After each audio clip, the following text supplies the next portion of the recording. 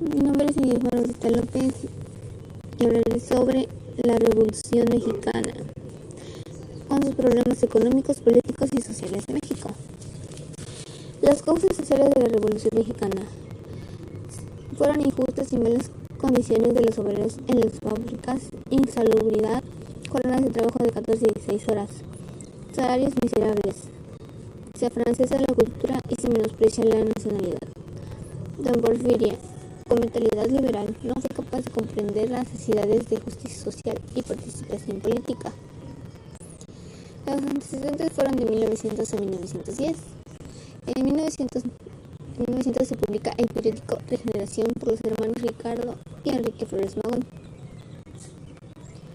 En 1902 aparecen pequeños grupos políticos llamados clubes liberales. El más conocido se dio en San Luis Potosí con Ponciano Arriaga. En 1904 se reforma la Constitución Política de México, estableciéndose que el periódico presidencial se alarga de 4 a 6 años e instituyendo la vicepresidencia. En 1905 se publica el manifiesto del Partido Liberal Mexicano por Ricardo Flores Magón en la ciudad de San Luis, Missouri, Estados Unidos. En 1906 se produce la huelga de la CIA minera de Cananea, Sonora.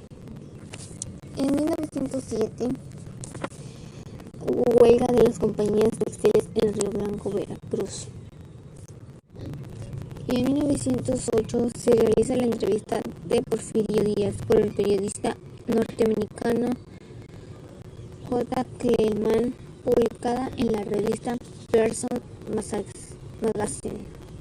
Se hizo publicar un libro escrito por don Francisco I. Madero llamado La sucesión presidencial en 1910.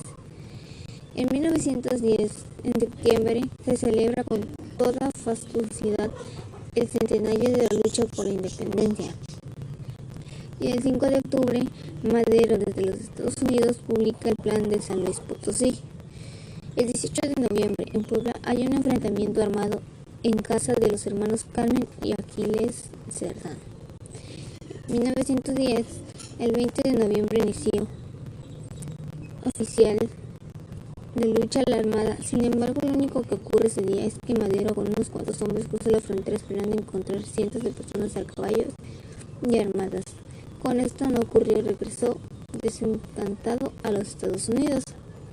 La Revolución Mexicana. Etapa del inicio. La Revolución Mexicana fue en mayo de 1911 cuando Porfirio Díaz y Ramón Corral salen del país.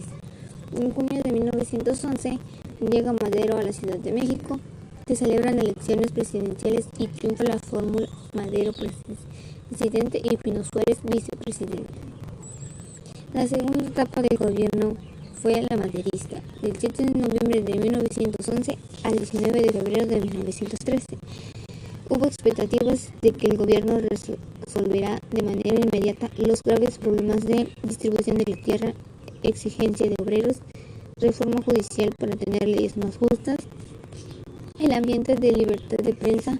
Los ataques a Madero crecen en fuerza y constancia. Empiezan las rebeliones militares con versus el gobierno. Emiliano Zapata se subleva enarbolando el Plan de Ayala.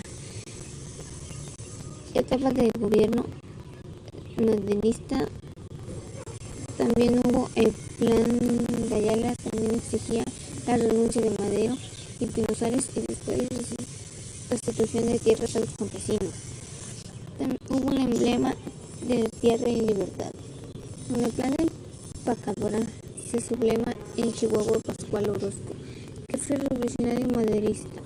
Madero nombra a Victoriano Huerta comandante de la División del Norte. Huerta vence a Orozco en los combates Terrillanos, Conejos y Bachimba. El 9 de febrero de 1913, Félix Díaz y Pascual Orozco encabezan el cuartelazo de la Ciudadela, que culmina con la decena trágica, apoyados por el embajador norteamericano Henry Lane Wilson. Victoriano Huerta asume el poder y lo debería de pasar a Félix Díaz, compromiso que no se cumpliría. Madero y Pino Suárez son hechos prisioneros y asesinados el 22 de febrero de 1913. El gobierno huertista y revolución constitucionalista. En Coahuila, Venustiano Carranza y su lema contra Victoriano Huerta con el Plan de Guadalupe, presentándose como primer jefe del ejército constitucionalista. El Plan de Guadalupe desconoce a Huerta y pide regresar al orden constitucional. Etapa de la división revolucionaria 1914-1915. Derrotado Huerta, luchan entre sí por el poder las caudillas revolucionarias. Venustiano Carranza por ser el primer jefe del ejército constitucionalista, Francisco Villa por haber ganado las batallas más importantes de la lucha versus Huerta, y Emiliano Zapata sigue exigiendo el cumplimiento del Plan de Ayala. Hubo acuerdos de la convención, los cuales son que renuncie Carranza, Villa y Zapata a los mandatos que ejercen y reconozcan como presidente de la República al licenciado Eulalio Gutiérrez. Carranza se retira a Veracruz y desde ahí expide 3 leyes importantes, las cuales son Ley Obrera, que fue el 12 de diciembre de 1914, Ley del Municipio Libre, el 25 de diciembre de 1914, y la Ley Agraria, 6 de enero de 1915. Estas leyes dieron a Carranza una fuerza ideológica superior a los otros caudillos. La etapa del Congreso Constitucionalista y la Constitución de 1917. El político establece la división tripartita de poderes. El presidente durará como 4 años en el cargo y se confirma el sistema republicano, democrático y federal. También incorpora expresamente los principios del respeto al voto y de la no reelección. En el social, fue confirmadas las garantías individuales y el juicio de amparo que ya había establecido la Constitución de 1857. También agrega las llamadas garantías sociales, derecho a la educación, que fue el artículo 3, derecho a la propiedad, artículo 27, derecho al trabajo, artículo 123.